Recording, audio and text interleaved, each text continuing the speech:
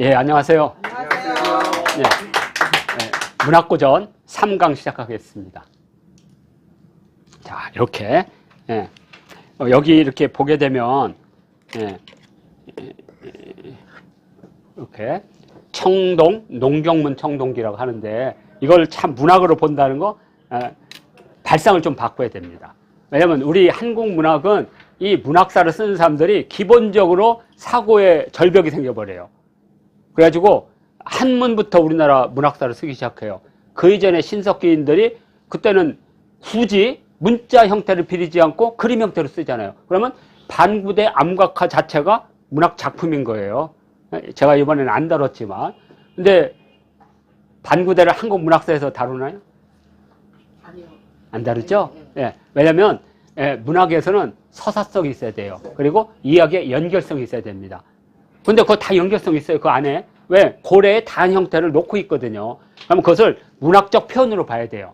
하여튼 그렇게. 왜? 중국 문학사에서는 그렇게 그릇에 저쪽에 강채 유적에서 나온 이렇게 손을 잡고 강강술래를 하는 그 그림을 문학사에 처음으로 시작하고 있어요. 그러니까 사고가 거기 훨씬 더 열려 있는 거죠.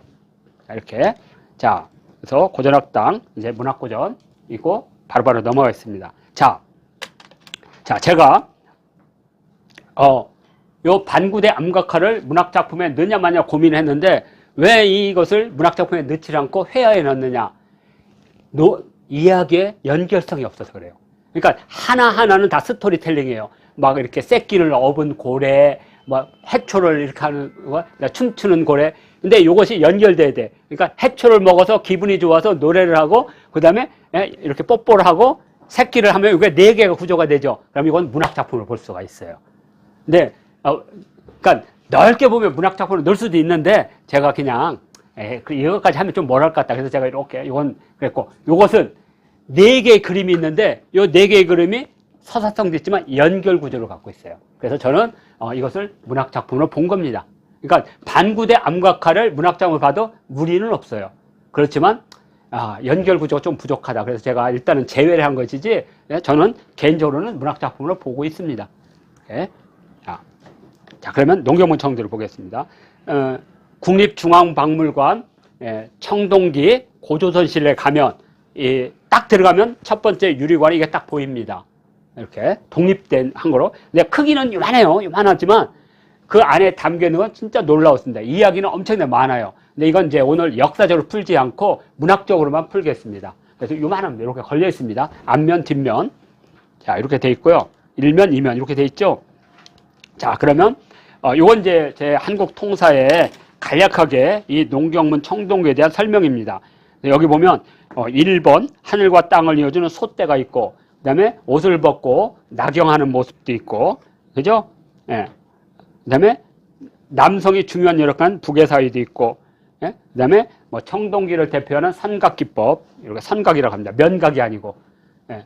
신석시대는 면으로 사람을 표현했거든요. 근데 청동시대 오면 선으로 이렇게 표현합니다. 선각 같은 거. 뭐 괭이 농사, 그 다음에 새가 나오고 여성과 남성의 역할이 분담되어 있다. 노동의 분화, 이런 것들을 역사적으로 분석하는 거고, 오늘은 문학적으로만 분석을 하겠습니다. 자, 제가 예전에 아주 오래됐습니다. 이 학술 발표를 할 때 제가 한국 만화의 최초의 작품이다 이렇게 했습니다. 4컷으로 구성돼. 지금도 한 컷 만화도 있잖아요. 만편 같은 거. 그래서 4개로, 왜냐면 우리가 또 예전에 뭐 왈순아지마 하면 다 4컷으로 돼 있잖아요. 이것이 바로 4컷으로 구성되어 있습니다. 이렇게. 근데 요게 다 서사적으로 연결성을 갖고 있습니다. 그래서 1번 솥대가 나오죠. 2번에 솥대가 나오겠는데 밑에가 깨졌어요. 그러니까 이 2개의 솥대는 행위 자체가 다른 거예요. 다른 거. 그러니까 여기 무슨 행사를 했고, 여기 무슨 행사를 했고, 그 다음에 세 번째로는 남성이 지금 괭이를 들고 있어요. 그리고 여기 좋습니다. 여성이, 여기 여성이 있거든요. 여성이 지금 이렇게 뭔가 그릇을 갖고 있고, 여기는 밭농사를 하고 있죠. 밭농사. 논 만들고 있잖아요. 밭을 만들고 있잖아요. 괭이로 이렇게. 그리고 이 사람들이 신의 사자인 것을 어떻게 하냐면 여기 이렇게 뒤에 요것은 여성이란 뜻입니다. 그리고 또 요게 남성인 것은 바로 여기에 남성의 생식기가 표현되어 있어요. 그러니까 남성과 여성의 역할이 분화가 되어 있죠. 이걸 하나씩 보도록 하겠습니다. 요거구나. 그래서 저는 이렇게 봅니다. 자, 이것은 한 해의 농사를 짓기 위해서 지금 마을 사람들이 쭉 지금 뭔가 솥대를 놓고 비는 모습일 거예요. 깨졌지만. 그리고 여기는 이제 이걸 담당하는 사람이 아마 나서는 모습이 나올 거예요, 이제. 그래서 예전에는 이렇게 나경을 하는 모습이 뭐냐면 그 사람의 정기가 들어가서 이 파면 이 흙을 가져와서 각 마을로 또 가지고 이렇게 해요. 섞어. 그래야지 그게 있고, 이게 1970년대 초까지도 우리나라 지방에 있었던 겁니다. 예. 그 동네에서 가장 힘이 센 사람이 밤에 홀딱 벗고 그거 해요. 괭이 뭐 이런 거. 그러면 우리는 궁금해서 막 겨가서 보고도 했어요. 그러면 불을 껐기 때문에 보이진 않지만 실제 속 끌고 와서 이렇게 괭이질해. 그러면 다음날 이렇게 속불 있죠. 제가 했으니까 저는 기억나죠. 그럼 거기 와서 그 속불이 흙 담아가지고 막 우리 누나 뭐 해가지고 실제 경험했던 겁니다. 그러면 우리 그 텃밭이나 이런 데 가서 뿌렸어요. 그런 경험 없으세요? 야, 우리가 시골이네. 예? 그렇게 하던 것이 뭐하고 같은 거냐면 우리 선농제하고 비슷할 것 같아요. 그죠? 선농제해서 임금님이 그 객토를 하면 사람들이 와서 그거 다 가져가서 아마 자기가 뿌렸을 거예요. 뻔하죠. 그때 잡은 소로 탕을 해서 먹이면 복을 같이 먹는다. 뭐 이런 생각을 했을 것 같아요. 그런 풍습들이 나경 풍습과 거의 유사하다. 왜냐면 이제 이 나경은 한마디로 원시적이잖아요. 우리 흔히 말하는 원초적이잖아요. 그래서 이제 국가가 만들어지고 제도가 만들어지면 그런 형식적인 것이 아마 선농제와 같은 거, 사직제 이런 걸로 아마 형식이 변화됐을 거라고 저는 개인적으로 봅니다. 그렇지만 그런 가장 원초적인 풍년을 기원하는 이런 행위가 네 컷으로 만들어졌다는 거, 이야기거리가 되잖아요. 뭔지는 모르지만 이렇게. 자, 그래서 저는 이것을 한국 최초의 만화이자 우리나라 문학사의 첫 장에 등록될 것이다, 이렇게 하는 거지 이게 사실은 아니에요. 이렇게 주장을 하는 겁니다. 그래서 많은 사람들이 동의를 하면 이게 통설이 되는 거고, 저 인간이 또라이다 그러면 이제 그냥 하나의 주장으로 끝나는 겁니다. 예. 그래도 한국 만화의 처음이라고 하면 만화하는 사람들은 되게 자부심을 가질 필요가 있죠. 적어도 2700년 전 작품이니까. 자, 그 다음에 이제 우리 시문학의 첫 번째는 공무도화가입니다. 공무도화. 예. 악기가 공우라는 악기를 튼다. 공우인이라고 그래요. 인은 튼다. 그래서 노래가 공우인이라도 부르고 또는 그 글자가 공무도화니까 공무도화가라도 부릅니다. 그리고 이 공무도화가는 이렇게 생겼습니다. 이건 저쪽 메소포타미아에서 온 거예요. 그러니까 이게 이제 왜 고조선 시대 때 이걸 보냐면 일구의 사원으로 되어 있습니다. 사원. 일구 사원체. 그 사원체는 시경에 때 등장하는 놀이체예요. 그러다 나중에 이제 5원체가 되고 7원체로 바뀌거든요. 그러니까 적어도 5원체가 나오기 이전 겁니다. 그러니까 우리나라 초창기에 황조가라든지 이런 것들 다 사원체로 되어 있습니다. 구지가 이런 거. 그러니까 이런 것들은 다 시경과 같은 맥락이죠. 오래되면 금방 알 수가 있잖아요. 자, 그리고 이 공무도화가를 전하는데 여기에 분명히 고조선이라고 되어 있습니다. 조선에. 그래서 봐볼까요? 공무도화, 공경도화, 타하이사, 당내공화. 그래서 노래를 이렇게 부릅니다. 공무도화, 공경도화, 타하이사, 당내공화 하고 이제 또 우리말로 부릅니다. 누가? 담다디를 불렀던 이상은이가. 알죠? 킥 빨쩍해서 그때 대학가요제인가 강변가요제에서 뭐 금상이 연상 받으래. 담다디 해서. 제가 여기서 방정을 떨 수는 없고. 자, 그래서 이 공무도화가는 시문학으로서는 정말 잘 만드는 겁니다. 어떤 흰머리를 한 미친 사람이 강으로 뛰어들어요. 그랬더니 그의 아내가 당신이 가시면 어떠하냐? 당신이 떠나시면 하면 노래를 막 부르는 거죠. 그 어부가 그걸 보고, 어부도 똑똑했던 것 같아요. 그 노래를 듣고 집에 와서 여옥한테 줬어요. 그랬더니 여옥이 공호인으로 불렀어요? 그러면 여옥이 도대체 누구냐 이거죠. 공후라는 악기는 국가 단위 아니면 불가능한 악기예요. 그러니까 여옥은 신전의 여사제로 보는 겁니다. 신전의 여사제. 그리고 이걸 전한 이 뱃사공은 그 지역의 물을 관리하는 아마 사제일 가능성이 높습니다. 일반 백성이 아니에요. 왜? 그 정도로 알아듣고 그걸 노래로 만들고 그 여우기가 옆집 자기 여동생한테 이 노래를 전달해서 그때부터 퍼졌대. 그죠? 예? 그래서 노래를 이웃에다가 전승하고 그러니까 여육이니까 자매일 가능성이 높죠? 여자 돌림이잖아요. 믿거나 말거나. 그래서 이때부터 이 노래가 퍼졌대요. 자, 그러니까 이렇게 요게 이제 노랫말 전체입니다. 니마 내 니마 물을 건너. 지금도 이제 유튜브에서 공무도화가 치면 바로 이 노래 들을 수 있습니다. 그 다음에 요건 제가 한자로 돼 있어서 제가 이건 확실히 가락을 합니다. 공무도화 이렇게 공경도화 타하이사 당내공하. 들었던 것 같아요. 그렇죠. 예전에 한자 세야도 그렇죠. 예전에 다 그렇게 불렀던 겁니다. 음률이. 사원체는 비슷합니다. 자, 이렇게 해서 노래도 한번 들어보십시오. 왜냐면 여기서 내가 노래를 틀어주면 이 노래가 저작권이 있어가지고 유튜브에서 이걸 올릴 수가 없습니다. 그래서 제가 노래를 못 들려드려요. 개인적으로. 담다 이상은이 6집 타이틀곡으로 해서 인기는 없었지만 노래가 정말 깊이 있습니다. 저는 우리 시조나 이런 거에서 이런 노래를 좀 더 현대화돼서 이런 것들을 좀 만들었으면 좋겠다. 그리고 우리가 공후를 볼 수 있는 것은 바로 상원사 동중에 여기 이거 보이죠? 공후. 공후는 그래서 되게 오래된 겁니다. 그리고 금동향로 있죠? 백제향로, 대향로 거기도 나옵니다. 공후. 이렇게. 그래서 이것은 어떤 사람이 불교와 함께 전달됐다고 이렇게 하는데 그렇게 되면 우리나라 불교가 370년이잖아요. 그러면 일단 고조선이 아니잖아요. 그러니까 이전에 들어왔다고 봐야 되죠.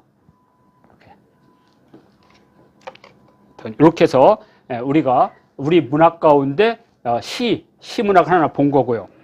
또 하나는 여기 있구나. 요거 제가 사원 사고체라고 그랬죠. 사원 1구에서 총 사고체로 되어 있고 대표적으로 이것이 오래됐다는 것은 김수로 왕이 AD 한 42년이잖아요. 그때 구지가를 부렸잖아요. 구지가. 그러니까 구지가 그때 백성들이 그러니까 여기도 사원을 했죠. 구하 있죠. 수기현야, 약불현야, 번작 익기. 그리고 다른 데는 여기 끝에 야자를 집어넣어서 5자라는데 이것은 그게 아니고요. 이 4개로 된 이다라고 하는 마침표일 뿐이에요. 그래서 야자는 원래 없는 거예요. 근데 이 문학을 하는 사람들이 이 한문의 기본 구조를 몰라. 그래서 항상 보면 마지막에 번작 익기, 야라 꼭 넣어요. 그 야는 이 노래 말이 다라고 하는 거예요. 그래서 빼야 돼. 야는 이건 빼야 돼. 그래서 황조가도 유리왕이 불렀던 편편황조, 자웅상이, 그죠? 염, 아지독, 수기, 여귀. 이것도 다 사고체죠. 근데 좀 지나면, 그 을지문덕이 우중문한테 보낸 건 오원체로 돼버렸죠. 그러면 오원체는 이제 한나라 때 오면 오원체로 바뀌기 시작합니다. 그러니까 이것은 전부 다 AD 전후한 시기에 다 불렀다는 거예요. 거의. 그래서 우리 그 공무도화가도 삼국시대 이전 거란 걸 이렇게 확인할 수가 있습니다. 이 노래로. 그러니까 우리나라에서 가장 오래된, 그래서 우리 역사학계에서는 고조선의 노래다. 이렇게 부릅니다. 그냥 문학 가운데 시문학과 시문학이 가락으로 변한 공무도화가 있었고, 이렇게 보면 될 것 같습니다. 자, 그리고 이 광개토 대왕 전체는 역사 고전 속에 독하지만 이 고전의 앞에는 오래된 신화나 전설들이 체록이 돼서 여기에 적혀 있는 거죠. 그래서 광개토 대왕비는 앞쪽에 시조부터 시작해서 광개토 대왕의 업적이 이렇게 돼 있고, 두 번째로는 정복전쟁, 그리고 정복전에서 잡아온 사람을 가지고 고구려의 천하 속에 비를 닦으면서 고구려를 찬양하는 수묘인, 이렇게 세 개로 되어 있거든요. 이 앞쪽은 서사문학 중에 가장 위대한 문화입니다. 저는 한국 서사문학의 백미는 광개토 태양비로 보고 있어요. 자, 어떻게 되어 있느냐. 자, 한번 보겠습니다. 요 사진도 제가 직접 찍은 건데. 이렇게 보겠습니다. 자, 여기 보면 유석시조 추모왕지 창기야 출자 북부여 천재지자. 예? 그러니까 아버지는 천재의 아들이고 어머니는 하백의 따님이시다. 열왕이다. 그러니까 땅과 하늘이 만나야 돼요. 그래야지 천하를 지배하는 천지인을 지배하는 왕이 탄생해요. 그래서 그 왕을 태일해서 그러니까 천일, 지일, 태일이라고 했잖아요. 동아시아에서는 세계를 구성하는 게 이 무형의 기운을 만드는 힘, 천일. 그다음에 유형의 기운을 만드는 건 지일. 그래서 천일과 지일이 만나면 인간과 같은 생명체가 만들어져요. 그래서 그걸 태일이라고 불렀다는 거죠. 이 태자나 큰 태자 써도 관계없습니다. 이건 그냥 제가 만든 게 아니고 사마천 사기의 천권세에서 나왔고 우리 고유한 사유체계 속에 포함되어 있는 거죠. 그래서 태일지왕이라는 뜻입니다. 태일지왕. 그래서 합하니까 태왕이 되겠죠. 그러니까 태왕이 되겠습니다. 태왕. 그러니까 태왕의 아들이니까 당연히 태자가 되는 겁니다. 고구려나 신라나 백제나 가야는 삼국사기에 왕자란 말 쓴 적이 없어요. 왕자는 그 밑에고 중국에서 썼던 거고 우리는 태왕, 태자. 그럼 부인은 당연히 태우를 썼습니다. 이렇게. 그래서 아버지는 천재의 아들, 그러니까 천일이 되겠고 어머니는 지일이 되겠죠. 지일을 상징하는 이 두 사람이 만나서 주몽이라고 하는 태일의 왕이 탄생했다 하는 것을 이걸로 그대로 보여주는 거죠. 그리고 불안강세, 알을 깨고 나오셨도다. 이렇게. 그리고 유성덕 땡땡땡땡땡. 그게 뭐냐면 태어나셨는데 눈이 탱탱하시고 어깨가 넓으시고 그 뭐겠어요? 존호잖아요. 조선시대 오면 그게 이제 있는 거죠. 그분의 유성덕 땡땡땡땡. 그리고 명가 수레를 명하여 순행 남하 남쪽으로 가는 거죠. 그리고 로유 부여 압리대소 길이 부여의 엄리대수라고 하는 어마어마한 강을 거쳐서 가는데 나루터에 임해서 왕 임진왈 나는 근데 다른 데는 황천지자라고 쓰는데 이 황천지자는 나를 말하는 게 아니에요. 나는 아시하고 띄워야 돼요. 나는 아버지 황천의 아들인 아버지와 그죠? 그리고 어머니 하백열왕인 추모왕. 그러니까 아시는 이 추모왕에 연결된 거예요. 근데 어떤 게는 나는 하늘의 아들이고 이렇게 하면 안 됩니다. 나는 아버지가 이게 빠진 거야. 아버지가 황천의 아들이고 어머니는 땅을 지배하는 강의 여신의 따님이시다. 그래서 그 따님에서 만난 추모왕이 나라는 거예요. 아시 추모왕. 그러니까 아시는 추모왕에 연결되는 거예요. 황천지자가 연결되는 게 아니고. 이렇게. 그러니까 띄어쓰기가 참 그래서 위아 연가 또는 연하라고 부르는데 연가 부구 응성. 그러니까 풀이 탁 오르고 거북이가 탁 와서 내 목소리에 응성. 그죠? 응성해서 건너가는 연가 부구가 된 거죠. 연후에 불류곡 어딘지 모릅니다. 불류곡 서쪽에 있는 홀본이가 지금의 뭐 집안이라고 환인이라고 보는데 뭐 정확히 환인인지는 모릅니다. 홀본의 서쪽에 성이 있다 이거죠.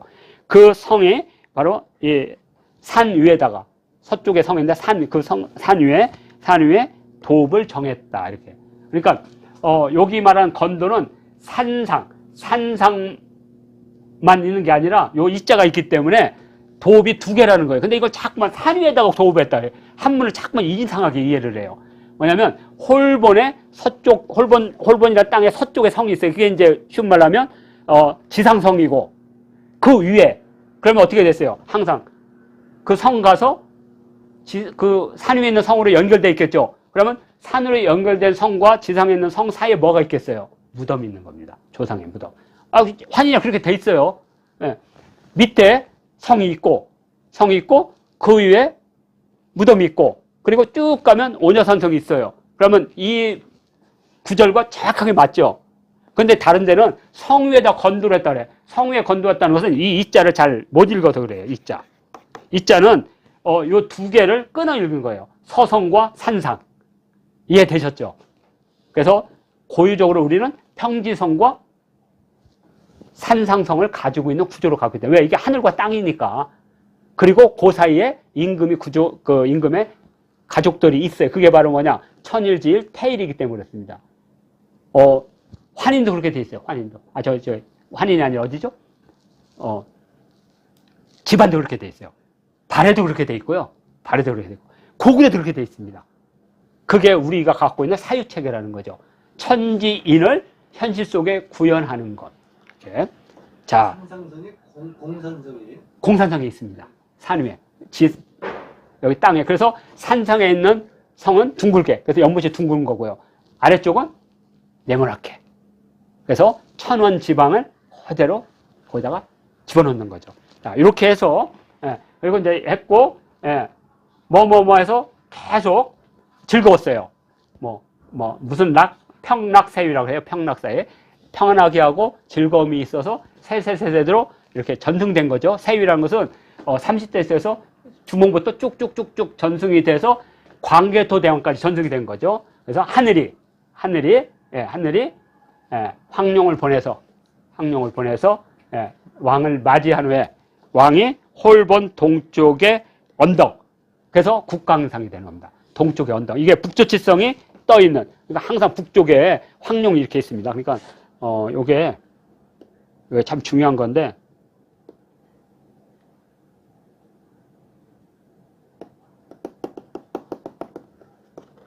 이렇게 제가 이제 좀 더 이제 익숙해지고 있습니다. 자, 이렇게 해서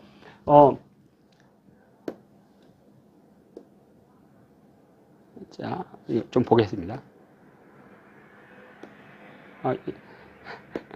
이게 익숙치 않으면 그렇습니다.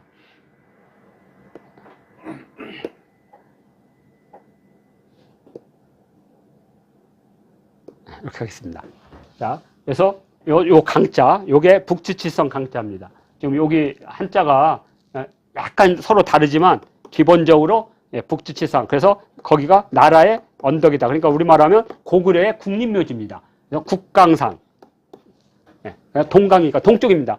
실제 그렇게 돼 있어요. 그리고 거기에 뭐가 있어요? 이렇게 돼 있죠. 산이 그렇게 돼 있어요. 그래서 요 산 끝에 딱 보면 이게 북지치성과 딱 연결돼 있습니다. 연결돼서. 그래서 북지치성 강자를 쓴 거예요. 이렇게. 지금 장수왕릉과 광개토대, 여기가 장수왕릉이 여기 있고요. 광개토대왕릉이 여기 있습니다. 그래서 요것을 그게 이제 광개토에다가 모셨는데 여기다가 아들인 장수왕을 모셨겠느냐. 그래서 이 장수왕의 능을 장수왕으로 보지 않고 시조 추모왕의 능, 그러니까 사당으로 보는 분도 계세요. 하여튼 그건 우리는 모릅니다. 지석이 안 나왔기 때문에. 근데 두 개의 공통점은 이 무덤 앞에 전부 다 시조묘가 다, 조상묘가 다 있다는 거죠. 이렇게. 사당이 다 있습니다. 아무튼, 그래서 동강에 용을 타고, 용의 머리를 타고 승천하셨다. 그러니까 광개토대왕까지 이르는 고구려의 그 조상에 대한 가장 뛰어난 서사죠.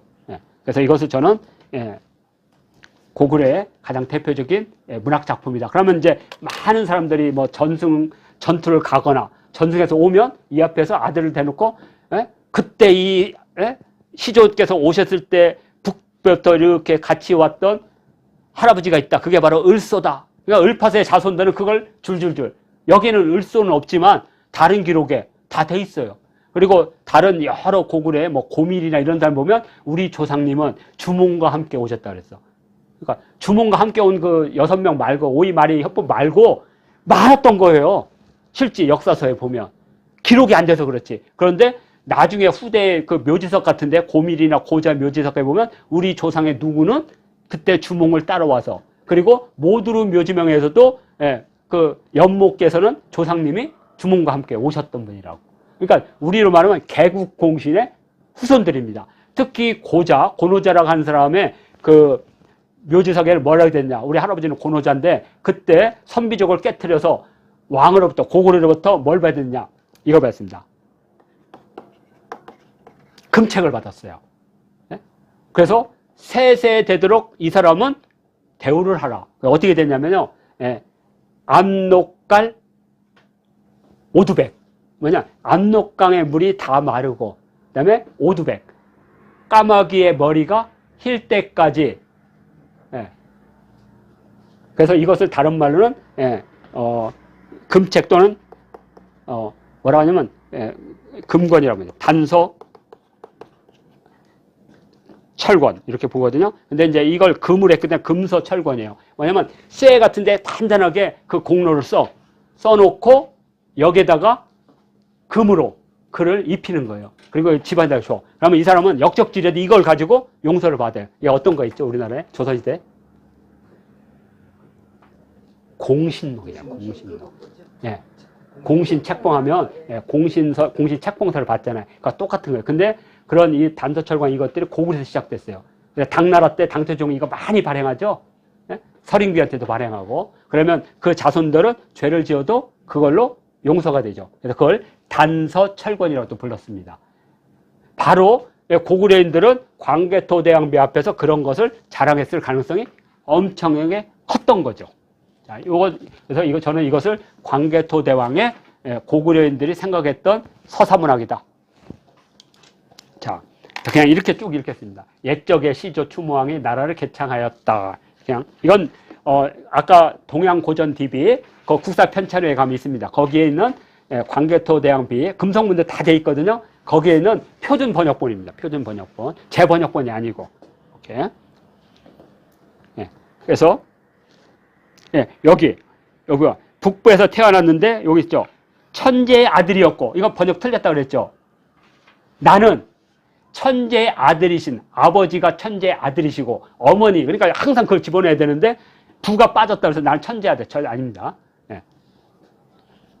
자, 이렇게 돼 있고요. 그냥 쭉 보겠습니다.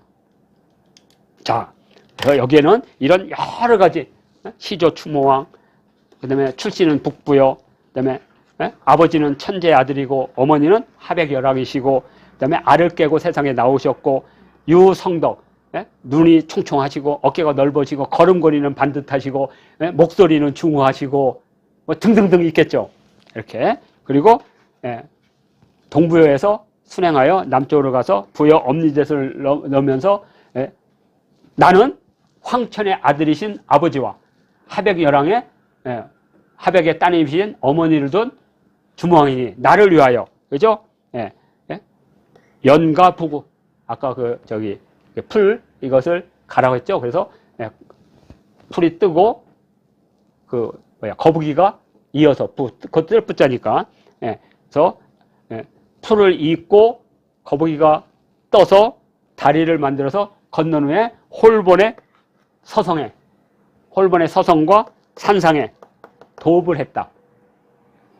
그러니까 산상의 도읍이 아니라 서성과 산상에 도읍을 했다 이렇게 봐야 됩니다. 그리고 나서 이제 평락세유한 후에 오랫동안 내려오다가 이제 광개토양의 때에 이르러서 광개토양이 아니죠. 이건 주몽이죠. 죄송합니다. 주몽이 황룡이 와서 황룡의 머리를 타고 승천했다. 왜? 천재 아들이 천재 손자니까 천손이니까 당연히 돌아가는 거죠. 근데 이게 어디서 나오냐? 우리 단군 역사에 나옵니다. 단군 할아버지도 1908년을 잊고 역대 단군들은 다 어디로요? 산으로 돌아갔다고 돼 있어요. 실제 산으로 돌아갔겠어요? 사유체가 그렇다는 거죠. 하늘에서 왔으니까 당연히 하늘로 가는 거고 그 산은 우리로 말하면 그 국가의 진산이 되는 거죠. 이렇게 이해하시면 우리 고대인들의 사유 방식을 이해할 수가 있을 겁니다. 자, 이렇게 해서 우리가 몇 개 고전을 한번 읽어봤습니다. 자, 이래서 3강을 마치도록 하겠습니다.